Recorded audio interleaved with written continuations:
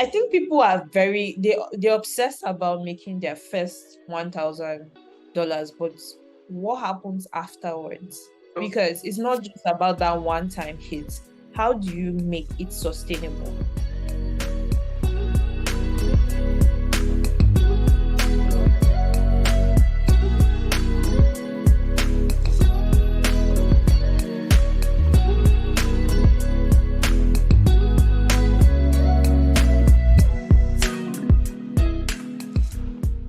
Hello everyone, you're welcome to Tech Stories and Whatnot, where I get to share stories from founders and creators, basically digital nomads. They share their stories, strategies, and hopefully other creators are inspired to come into their work. And today I have with me an amazing writer, an amazing content marketer, Stella Inabo. I just hope I pronounced the name well. And I did, right? Yeah, you did. Okay. And as usual, yes, I'm Benedict Dandison, your host. So we'll just get right into it. And this wouldn't come up as the first question you'd ask in this kind of show and the kind of topic we're talking about. But yeah, we'll just get on with it. We're talking about how I made my first $1,000. But then we'll not be going straight to the point. We won't be going straight to it. We're going to have a building blocks to that. So the first question would be, okay, so would you say that luck played its role in your success story, and would you call it luck, or it's a blend of, let's say, hard work and favor? Yes. Wow. Okay, that's a good question. I think I would say it's a lot of favor, a lot of luck. It's just a lot of things. But yeah, I don't think like I got here all by myself. I think God really helped me, and then I happened to have opportunities that other people did not have. And I think it's like that with almost anyone that we see and say, oh, this person has done something or has achieved something. Like, you prepare a lot and then hope that you get your chance, and then when you do get your chance, you take it and put all the effort and everything you've learned into just proving yourself and trying to get to where you're going. Yeah, so I'd say a combination of factors, just a lot of things. Yes, okay, I think I liked when you said you prepare and then when the opportunity comes, you take it. And then you said something, I had opportunities that other people did not have. Can you talk about that? What kind of opportunities do you mean? So in 2021, I got the opportunity to work with Animals, a content marketing agency, and then my career just like took off from there. So several other writers in my network, my friends, they didn't get that chance, and they're still like trying to push through to just like move forward in their careers. I'm not saying they're not successful or anything, just it accelerated my growth because I had an amazing editor. I got to work with a huge client that I probably wouldn't have gotten on my own. That's Zendex and some other clients. So that's basically what I'm referring to, like just having that opportunity and it pushing me like light years ahead. Yeah, that's true.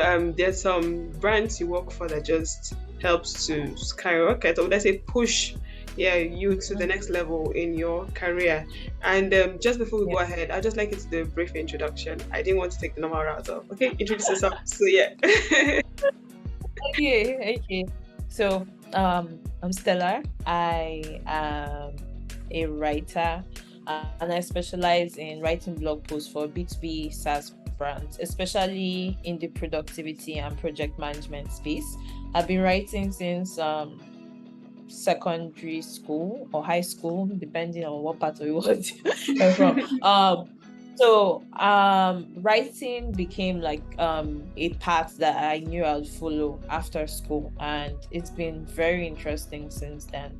So yeah, and here I am talking about it. Okay, it's quite interesting. Writing became a path that you knew you'd follow after secondary school, like you mentioned. Yes, so you know what? This is even after like post university, because I knew I wasn't going to get a job anywhere else. I had studied international relations in university, and I think at that point I still had like those dreams. I'll work in ECOWAS or United Nations. I don't even know, but reality hit. And I'm like, Okay. okay, I'm not gonna get a job in any of these places. So I started looking for other things to do. So I was baking. I did a lot of random stuff, but then someone paid me to write several blog posts. I was like, oh, okay, we can make money from this. And then I started pursuing that path, and here I am today.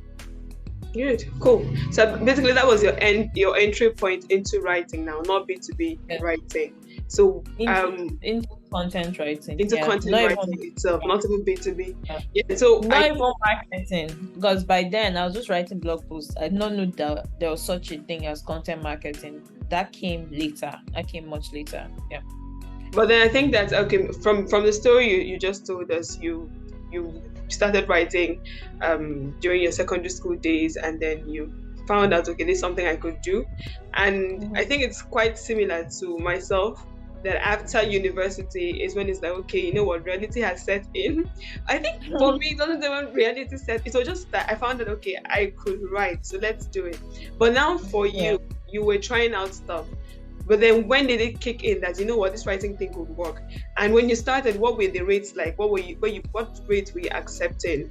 And then what now led to your transition into B2B?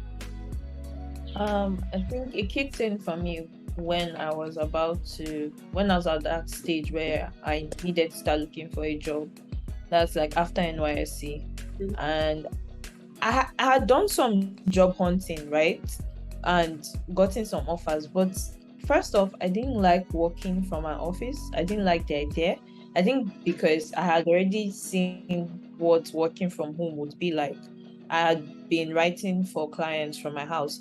And then just waking up every morning, getting dressed and going, taking bus. And by the time I get to the office, I'll be so tired. Tired. So I was like, okay, you know what, maybe I'm not meant to do this. Maybe I'm one of those work from home people. So that is when I now started considering like freelance writing, like not in an office, freelance writing. And then that's when content marketing came in and all of that. At that point, the rate I think I was getting paid $25 for 1,000 words by a Malaysian agency. Yeah, that was how much I was getting paid. How did Before you find them? then, How did you find a them? friend, a Oh, okay. friend, a friend actually just connected me with. Well, not really a friend. He was more of an acquaintance. So he got a gig with them. They're looking for some extra writers, and then he knew that I could write, so he reached out to me. I think I showed them some of my pieces. They're like, oh, okay, sure.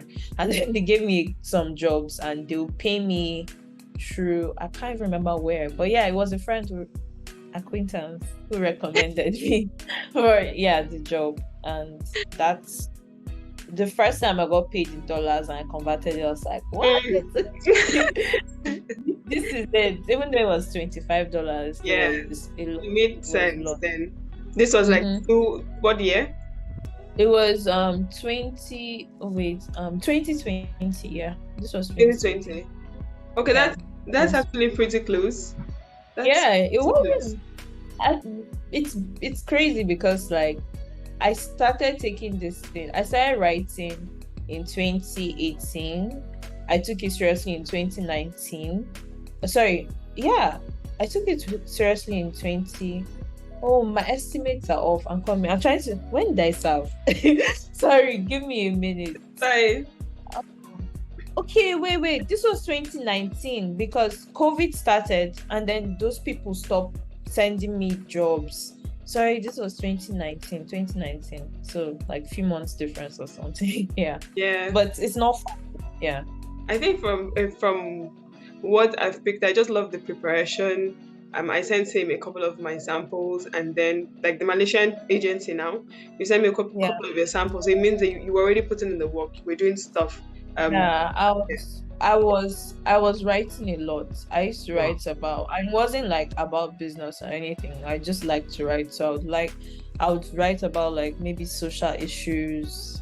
I don't even, because I remember the sample that I sent to them had nothing to do with marketing or anything. It was like a commentary, but it showed like how I could express myself. Skills. Not it was very good, but then I guess that was enough for them. But even before then, like there were tons of stuff I was writing, and I guess that helped me Yeah, it get did. a foot.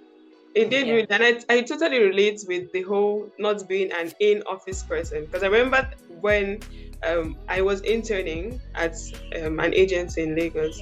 Sometimes I'm done with my tax and then I doze off. Yeah, exactly. Because, and that's the thing about knowledge work, right?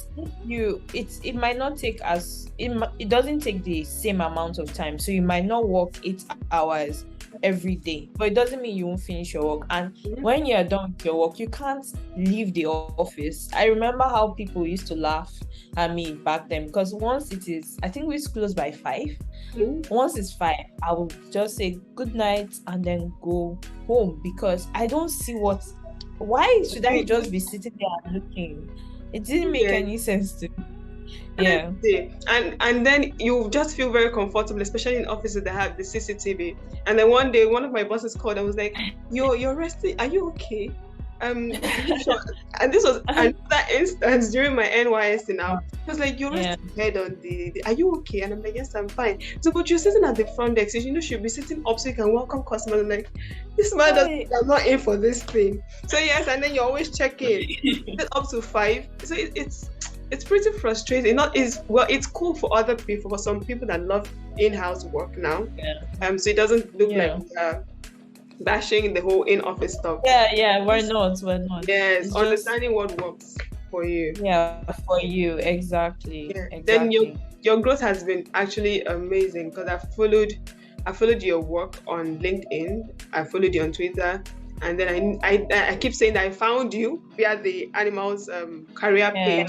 And I was like, who is this person? Wait, let me check out her work. And then I read an article of yours and it's quite interesting. And I'm like, okay, this person has had this journey.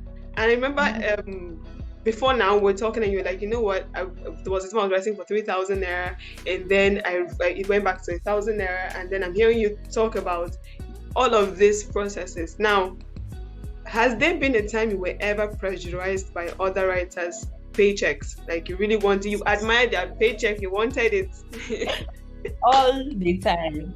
Honestly, I used to be, especially when I was freelancing, I used to feel so bad, because when I was freelancing, there would be months that I would try my best. I'll reach out to tons of people.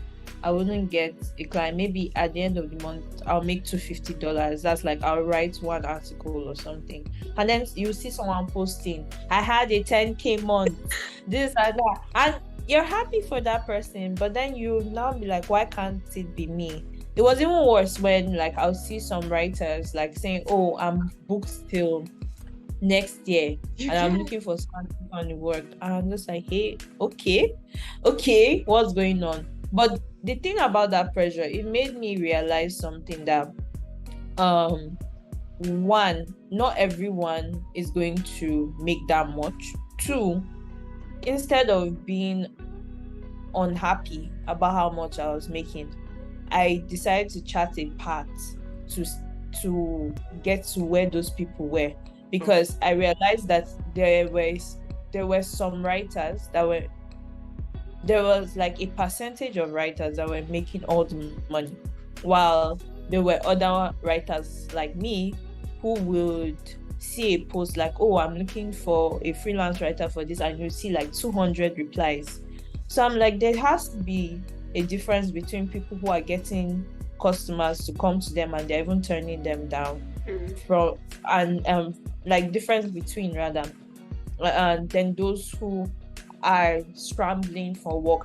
There's nothing wrong with commenting under a post if someone is looking for work. If I need work, I will do it. But what I'm saying is that I just knew that there was something that these people were doing that I had not unlocked. Like I did not understand.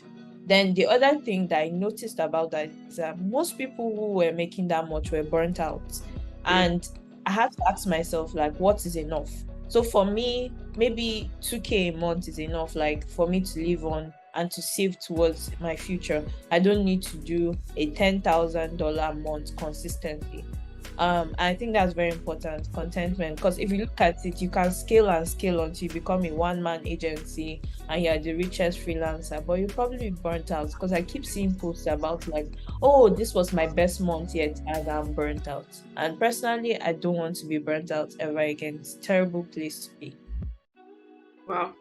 Nice, Yeah. because I was going to ask, yeah, I think you've answered the question of how did you overcome that pressure. And it's you talk Mhm. about contentment and then knowing what is enough. It Yes. really does answer that question. Mhm. Because a lot of people actually are looking at other people's paycheck, but then they're not doing exactly what you said. What's the path? How are they getting this result? What can I do to get similar results? And how long did it take them to get here? Because I see Yeah. people that just got into the industry, like Uh, last year, comparing yourself to someone that has been in the industry for 5 years, and you mhm, don't know their story, really. mhm, So I'd like to mhm. ask the next question, which is like what we're talking about now. So, how did you make your first $1,000? When did it happen? Like, how long after how many years in the writing industry did this happen? So I made my first $1,000 on I'm looking at the invoice right now. It was October 2020, so 2 years ago, thereabout. So about 2 years ago. And this was after writing about, I believe, 4 articles. So that is like about, I think it was $400 for each one. I wrote 4 articles for someone, and he paid me for it. So it was I made $1,200. Yeah, that was how much I made. So it took me about, I don't know, maybe a year plus or 2 years if we're factoring 2018. So let's say 2 years to get to this amount. And guess what? After I made this, the next month was, I think, $250. So I think people are they're obsessed about making their first $1,000, but what happens afterwards? Oh, Because it's not just about that one-time hit. How do you make it sustainable? I remember there was this guy, he had a 10K month. I was not asking him, could he share his secrets? And he was like, look, this is like 1 month. I need to have I can only teach other people when I have a sustained record of making this same amount of money amount. all the time.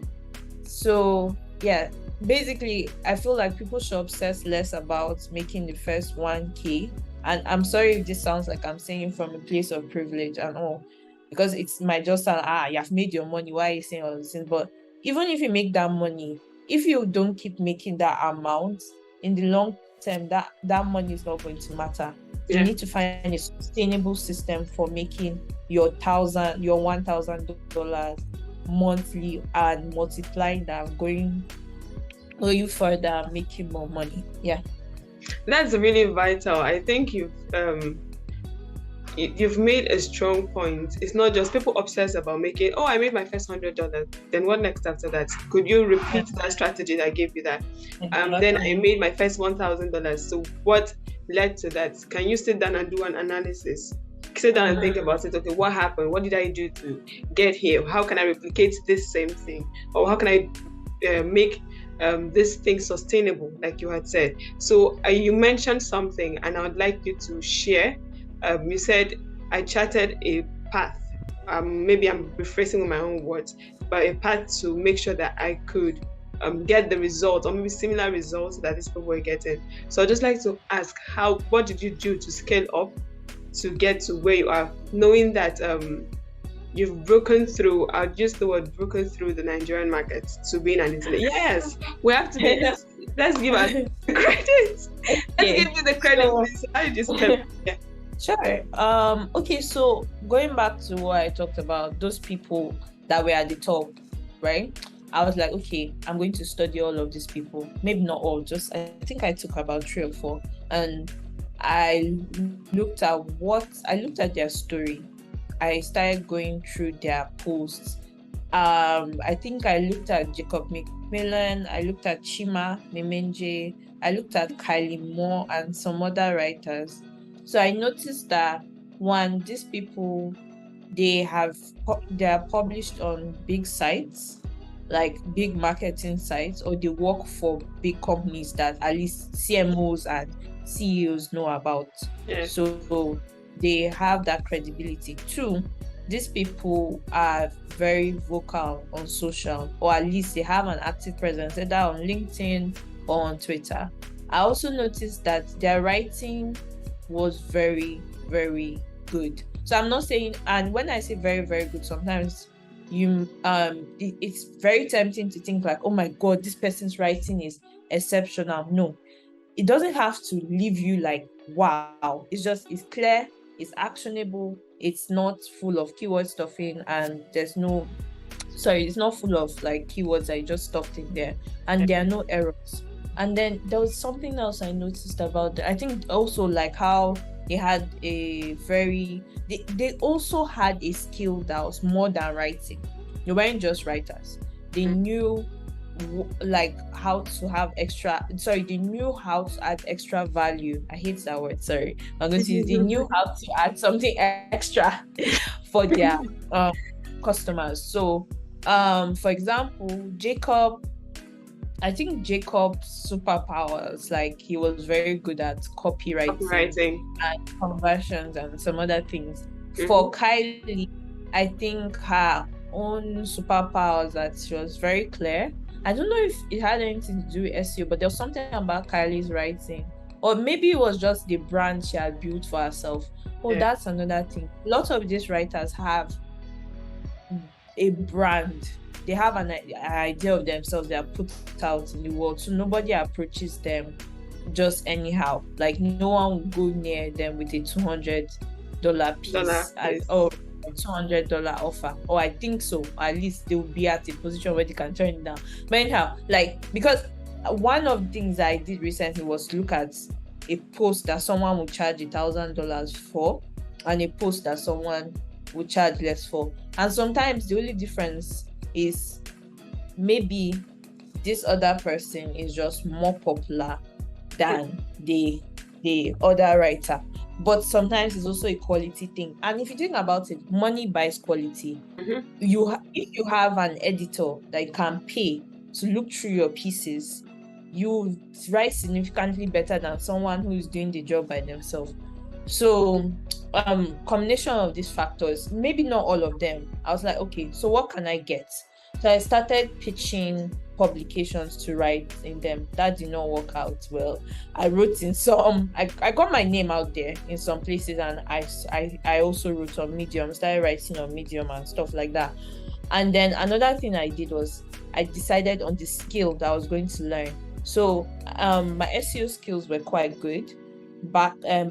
I don't know, I feel like I could do so much better in SEO now, but that's by the way. So I decided that I wanted to learn content strategy. And to learn content strategy, I would have to join an agency, because no one is going to hire me in-house as a content strategist. I don't know why I chose an agency, but I did.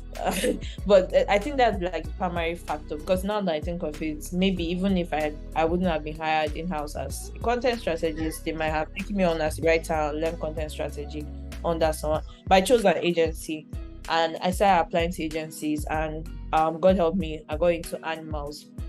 Now from animals, I started like chatting my course, like, okay, how long am I staying here? Because as an agency, you're not going to be there for several years without burning out.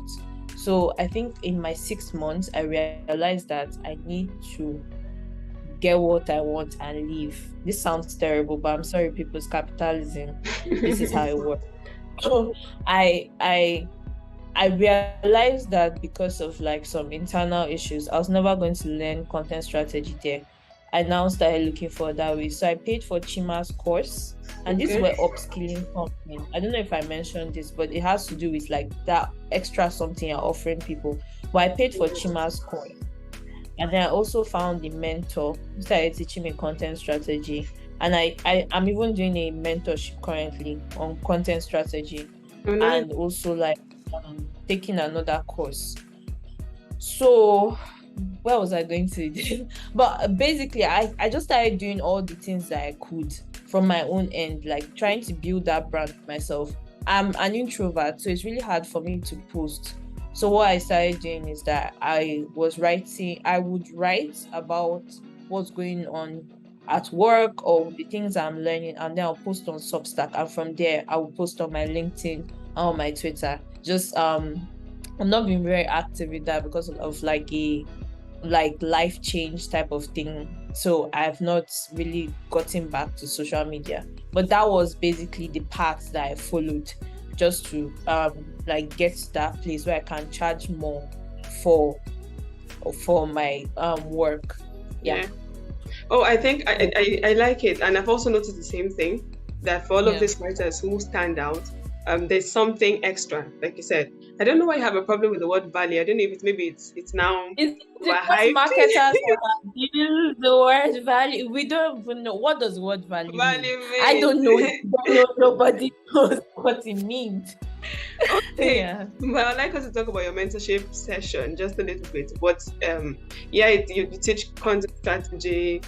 How does someone get, yeah, if they want to come into the mentorship, how much and the rest? Yeah, just brief.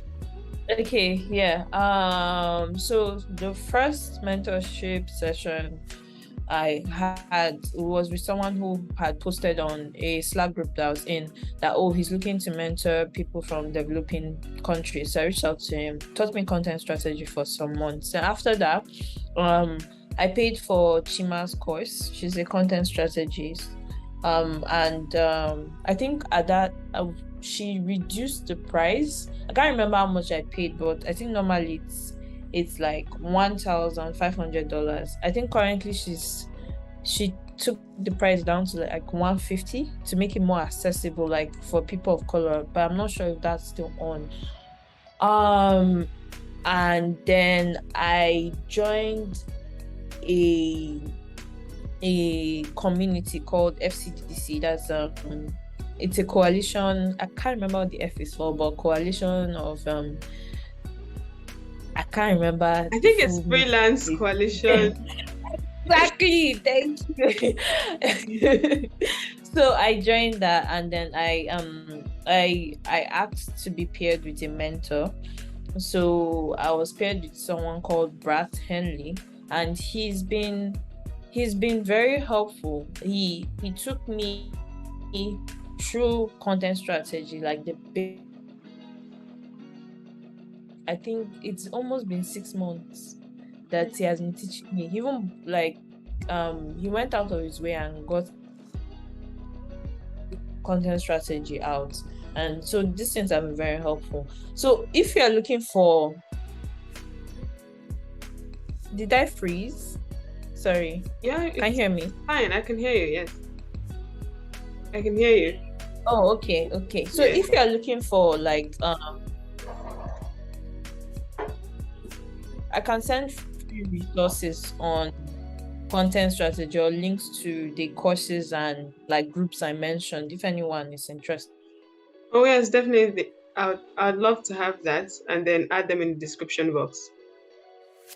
Okay, great. I'll send those over to you.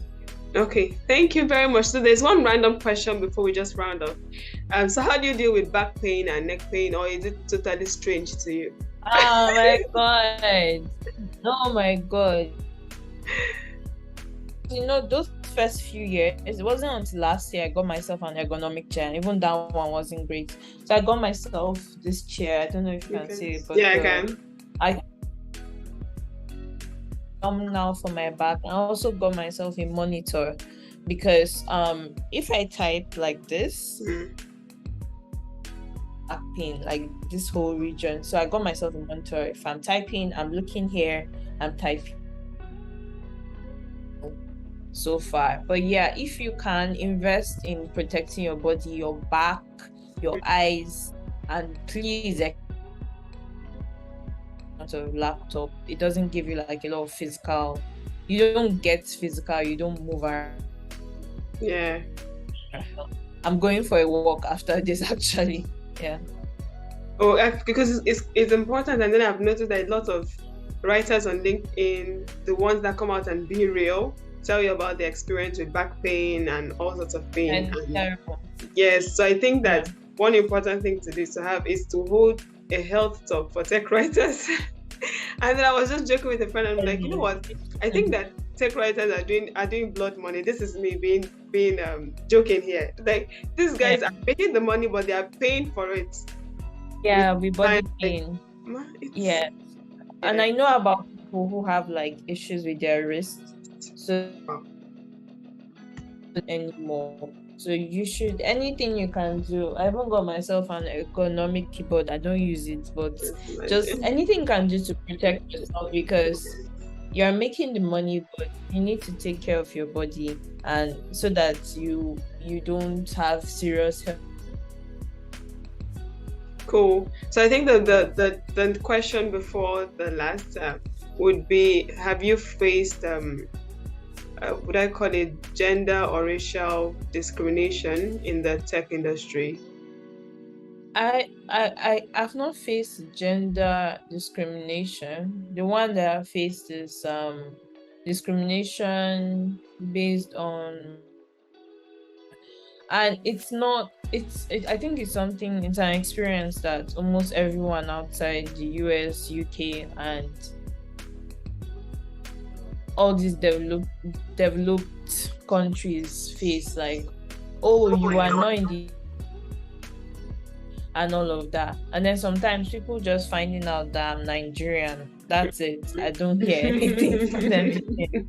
So there was this opportunity. I was going to, I had like samples, I had reached out, and then the person was like, oh, I'm sorry, we can't work with you because we can't pay people outside the US. And it was so painful. But it hasn't been over, like nobody has actually like maybe insulted.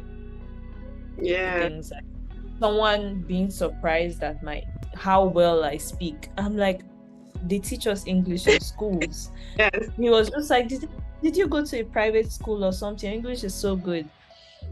And I found that very annoying, but it's one of those things that happens. I hope one day changes. That's why I'm passionate about getting more people who look like me, who speak like me into tech, so that when it becomes a person of color, just as someone in tech, I think people might stop asking this question. That question. Yeah.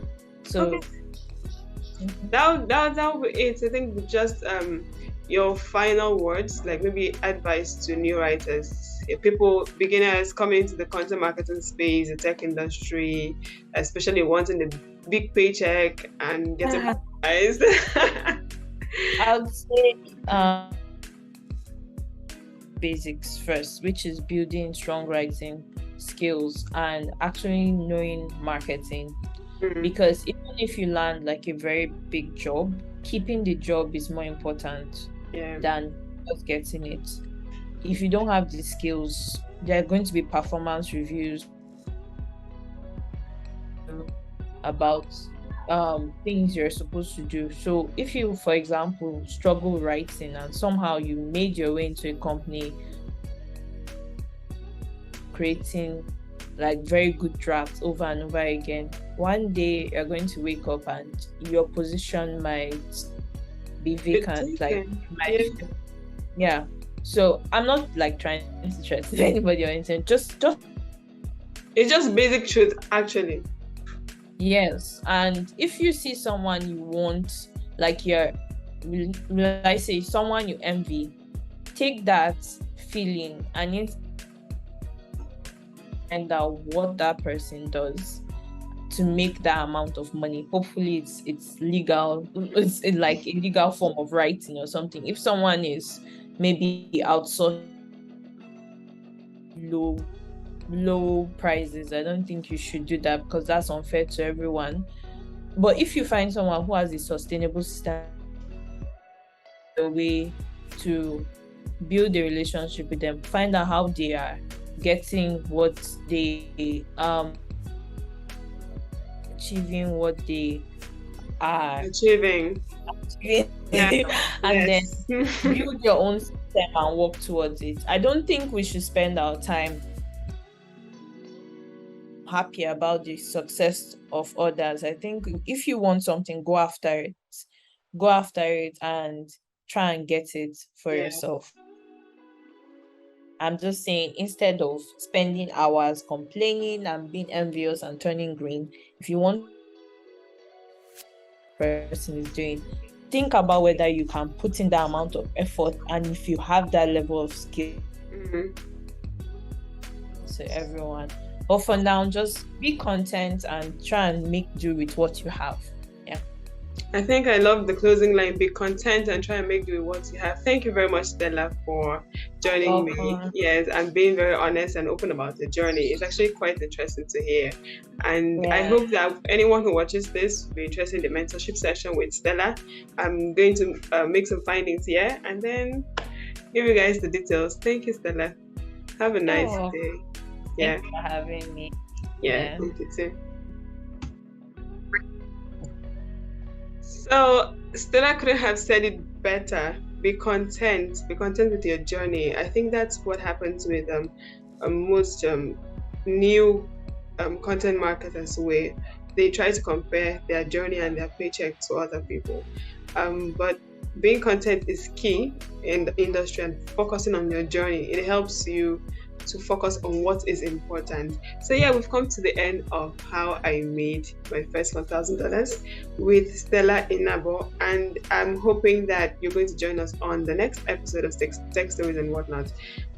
See you then. Be good.